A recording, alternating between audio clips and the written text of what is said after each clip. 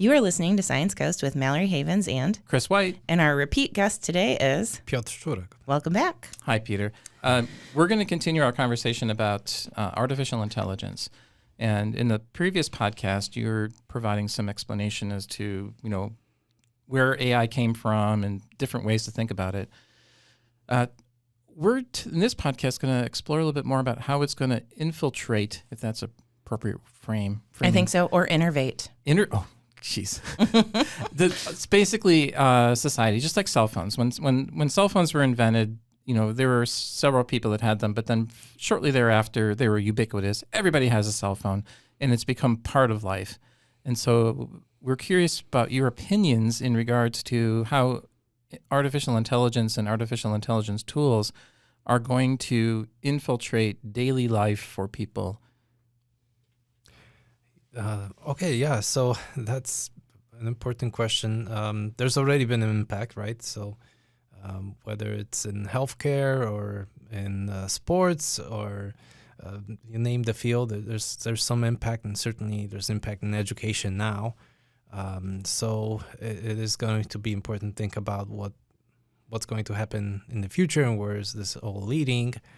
I think the number one thing people are afraid of is it's going to replace them. But I think that it's actually going to just allow us to do more complex things. It's just going to change what we do and how we do it. Isn't when my iPhone suggests what the next word that I might want to type is so that I don't have to type it out myself, isn't that artificial intelligence? Yeah, sure.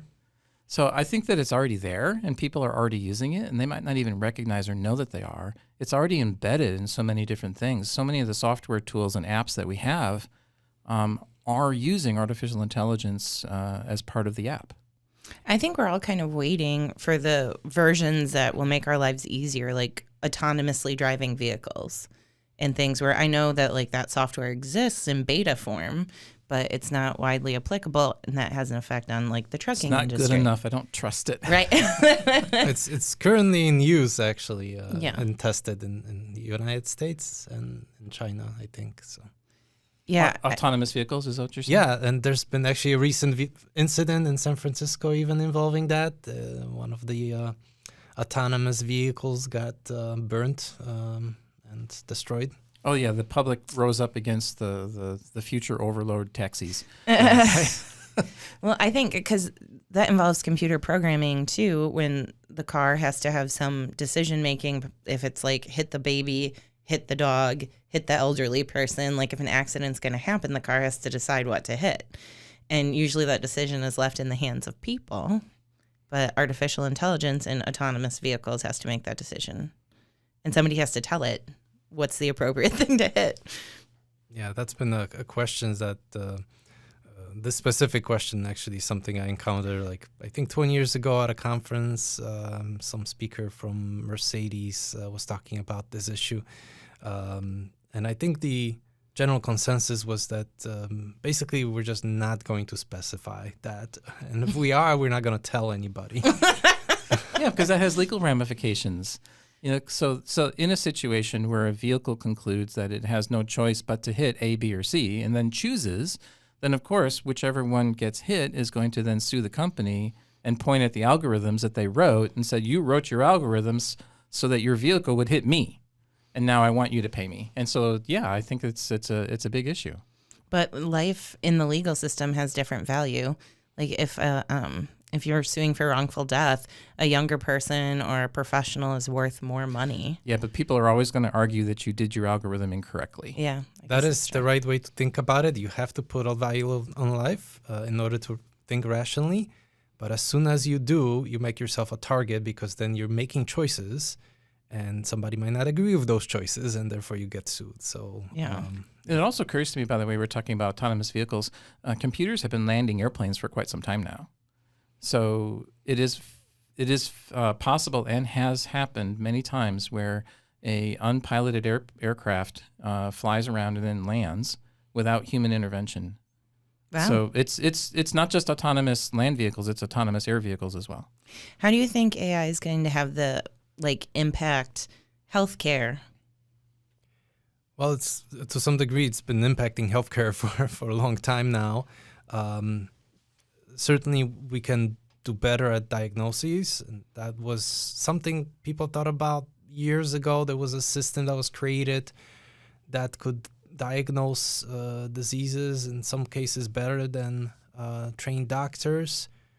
The legality of things prevented its use. I mean, the problem is if doctors use it and they rely on it, makes a mistake, then there's an issue.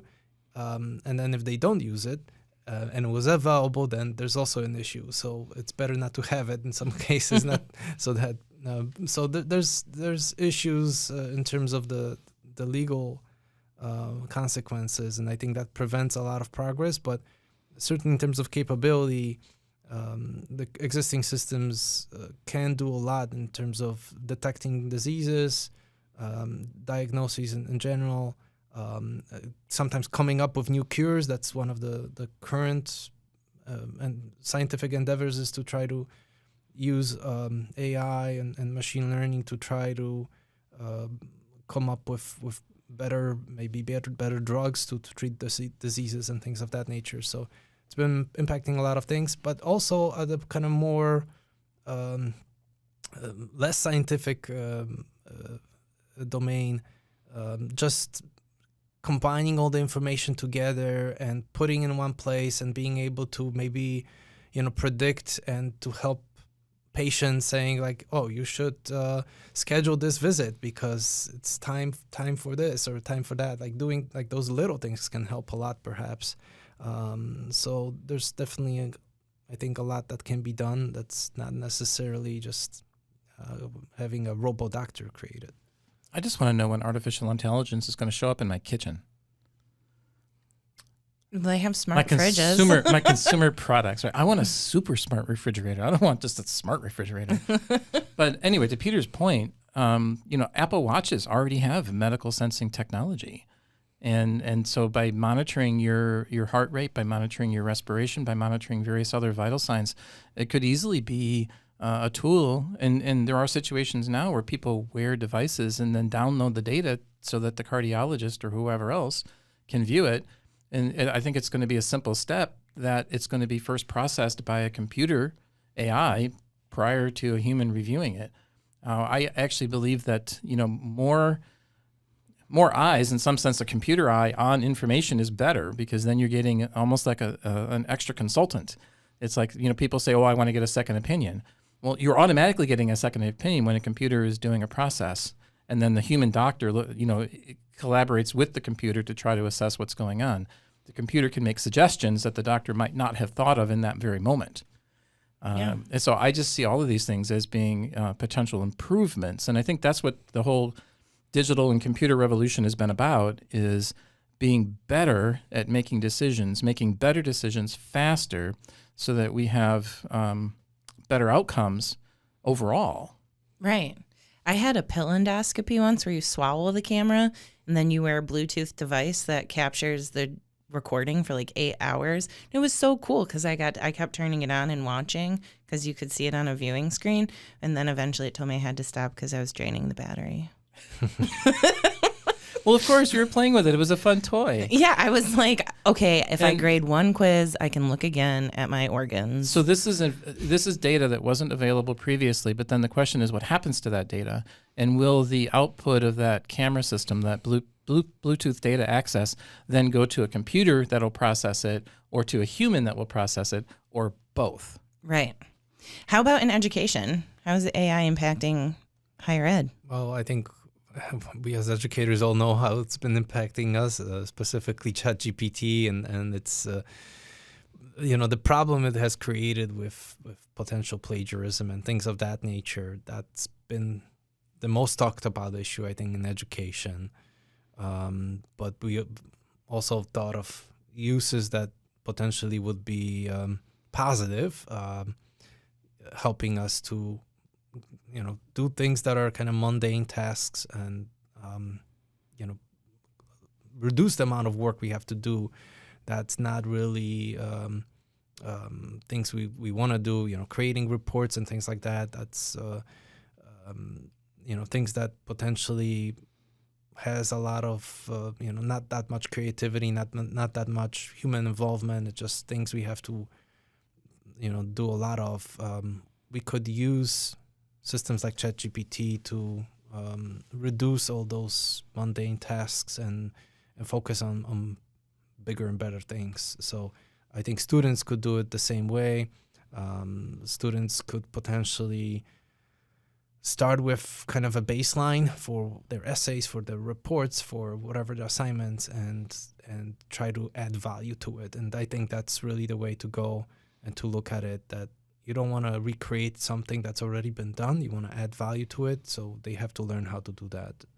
And for the faculty, for the professors, teachers, they have to also learn how to utilize tools like that to create better assignments, and to also potentially analyze student work as well, and also add value to whatever they do, or whatever that they teach. So help to get better at actually teaching and coming up with ways to express ideas that they wouldn't have thought of before.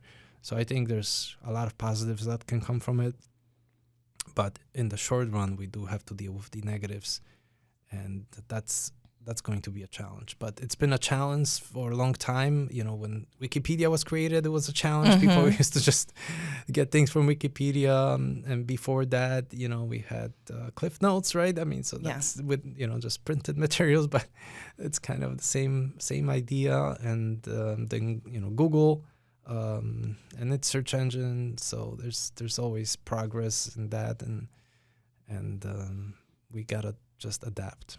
I thought it was interesting with my collaborators at the University of Michigan.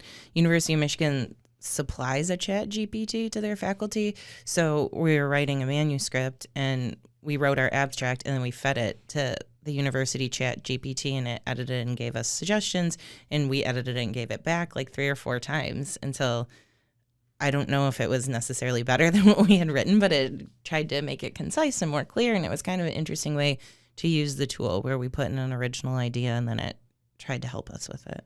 Well, I think one of the questions is whether these tools enhance learning or take away from learning. And when I was in high school and I had to write my English papers, I had to do all the spell check myself, and I had to do, all of the grammar checking myself. But anybody who's used Microsoft Word over the last 10 years knows that it will correct your spelling and will correct your grammar for you.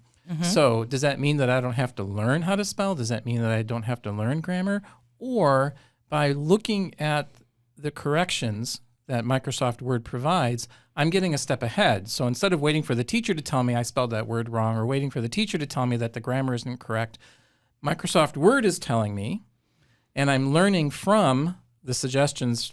So Microsoft Word becomes my grammar teacher, my spelling teacher. And so then the question is, can these artificial intelligence supplement the human teachers to accelerate learning, as opposed to making us dependent upon them? That's an open question. I don't know if we have an answer for that yet. Well, I tell students all the time that just memorizing facts is not a worthwhile thing to do in and of itself, because if an employer just wanted facts, they would just Google it. They wouldn't hire a person. It's how you process and use the information. So to get to Piotr's point, it's enhancing, right? You take whatever the AI gives you, and then you make it better and put the human flourish on it. I sincerely believe, I'm a notoriously bad speller throughout my life. I sincerely believe that I am a better speller today because of spell check. Oh, me too, 100%. My parents used to be like, look it up in the dictionary when I'd ask how to spell things. Yeah, like I'm going to do that. Well, no, my problem would be one cannot look up a word in the dictionary if they do not know the first 2 letters. That's true. You have to know how to spell the word to find it in the dictionary. I know. That was my point. I'm a horrible speller. Which is great, because when I try to find the correct spelling for a word, often I'll just approximate it. And the artificial intelligence inside Google knows what I'm trying to write. And it goes, well, do you mean this one? And it goes, yes, that's the one I mean. Or it makes me a better thesaurus for myself, because I'm like, I can't spell that word remotely, so I have to think of a different word to use there. That spell check can be like, oh, you must have meant that. We should give Peter a chance to jump in here. No, I agree. I think those tools are wonderful. A lot of it is, So these days, machine learning might have been used, but the initial systems were just kind of searching and matching things that it's, very simple in some sense. But yeah, we call it AI because it seems magical, and anything that seems magical seems to be AI. So I have a quick question. Where do you think AI is going to pop up next that might surprise people, that they weren't expecting it to go there? I think if I knew, then it wouldn't be surprising. But you'd be out making your own company doing it. Yeah, definitely.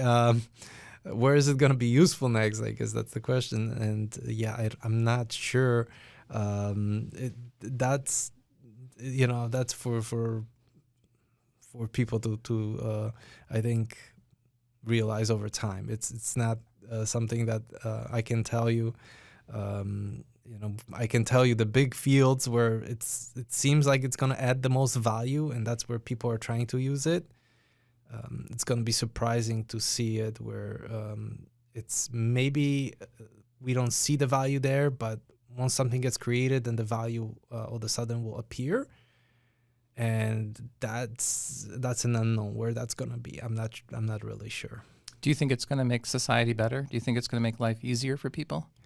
It's already making life easier. So like the spell check example, for example, and in many other ways, not having to type in your PIN and so that the iPhone could just recognize your face or something else, right? That makes it easier. So yeah, I think it's going to improve our lives.